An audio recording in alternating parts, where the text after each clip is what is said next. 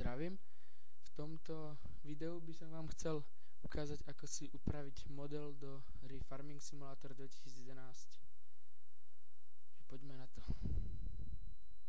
Tu som si už rozbalil jeden model Zetor do zložky a chystám sa urobiť takú lesnú úpravu. Som si vyrobil svoj lesný rám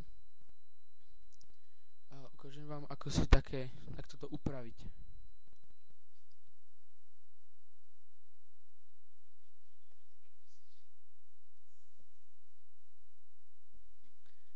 Mám trošku pomalší počítač.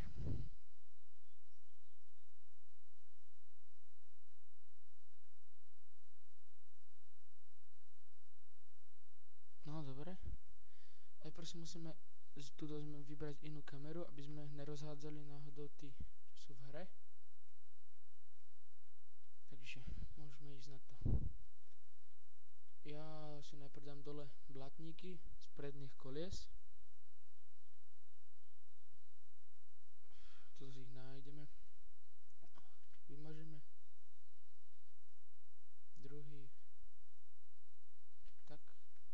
Teraz rozšírime zadné kolesa.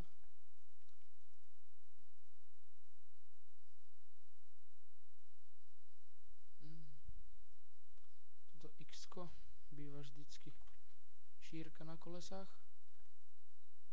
Tak trochu si posunieme. A hneď to je širšie. Teraz druhé. To si môžete na ľubovoľnú veľkosť zmeniť. Mne sa to páči takto. Tak. Teraz si zhodíme maják. A čo by nám v lese bol?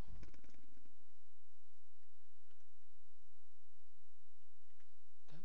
A teraz už ten môj rám si tam pridáme. Dáme import. Nájdeme si to. Ja toto už mám prichystané. Vidíte, mi to tu pekne sadlo, ale to není všetko. Musíme ešte takto. Označíme si tuto, nám zostane tuto dole, to si pridáme. Označíme si to všetko. Dáme Ctrl X.